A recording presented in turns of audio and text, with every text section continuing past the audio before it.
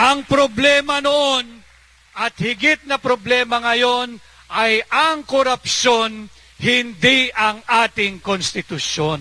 Ang problema noon at higit na problema ngayon ay ang korupsyon, hindi ang ating konstitusyon. Ilang bilyong piso ang kanilang linulustay na walang transparency at walang accountability. Ang hakbang ng maisog ay akmang-akma doon sa core values na ating sinusulong.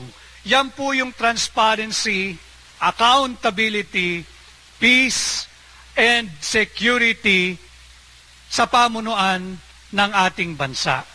Akmang-akma dito sa Japan sapagkat dyan po kilala ang ating mga kaibigang Hapon sa kanilang pagiging transparent, accountable, advocating for peace at security. Andito tayo to demand transparency and accountability.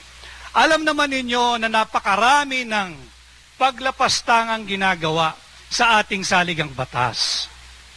Nariyan yung pagbubusal sa ating karapatang malayang magpahayag ng ating saloobin, tawagan ng pansin ng pamahalaan sa kanilang pagmamalabis, maraming kakulangan, anomalya, graft and corruption, proliferation of drugs and drug addiction. Dinalapastangan po nila yan sapagkat sila ay nagbibingi-bingihan, nagbubulag-bulagan, at sadyang manhid. Itinutulak nila ang huwad na People's Initiative. Isinusulong nila ang Peking Charter Change. Ginagamit na panlinlang sa inyo, sa akin, sa ating lahat. Kinakailangan daw buksan ang restrictive o napaka-striktong economic provisions ng ating saligang batas para nang sa ganon, bumuti na ang buhay ng bawat Pilipino. Iyan ay isang malaking kasinungalingan. Hindi po perpekto ang ating saligang batas. Marami na siguro nga dapat rebisahin, marami na siguro dapat amyendahan. And from time to time, you really have to revisit your constitution, regardless of what nation. Sapagkat kinakailangan, parang buhay ang saligang batas, nakakasabay sa hinihingi ng kasalukuyang panahon at kasalukuyang pagkakataon. Subalit hindi ang mga ito, ang mga ganitong klasing tao, ang pwede nating pagkatiwalaan na magbukas at paglaruan ang ating saligang batas. Dala-dala ko ang mensaheng ito sapagkat alam ko kayo lahat dito ay mga leaders din sa inyong pamilya, sa inyong pamayanan, sa inyong lugar. Pakiusapan po ninyo yung inyong, magsimula tayo sa ating pamilya, kamag-anak, mga mahal sa buhay. Huwag ho tayong papayag at huwag tayong magpapalinlang.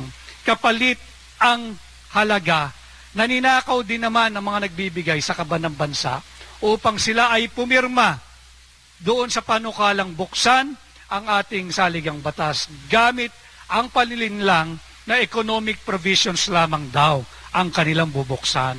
Hindi po problema ang konstitusyon.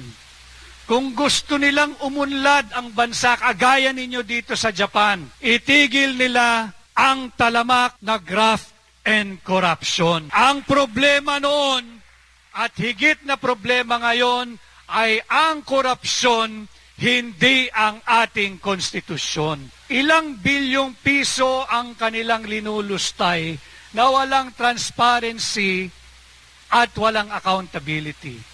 Nadinig ko kanina si Lorraine na nabanggit niya yung budget ng Pilipinas na higit kumulang ay 5.700 something trillion pesos. Halos kalahati po noon ay utang. Sapagkat yung kalahati higit kumulang ay na-source from revenues. Yung mga koleksyon ng gobyerno sa importation, sa taxes, sa lahat. Higit kalahati po noon ay utang. Utang na nga. Utang na nga yung higit kalahati.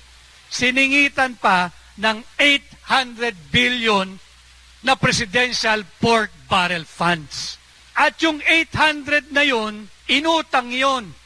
May interest yun. tayo, kayo, mga pamilya natin, mga anak natin, yung mga kabataan at yung darating pang salinlahi ang magbabayad nito habang sila ay nagpapakasasa, habang linulus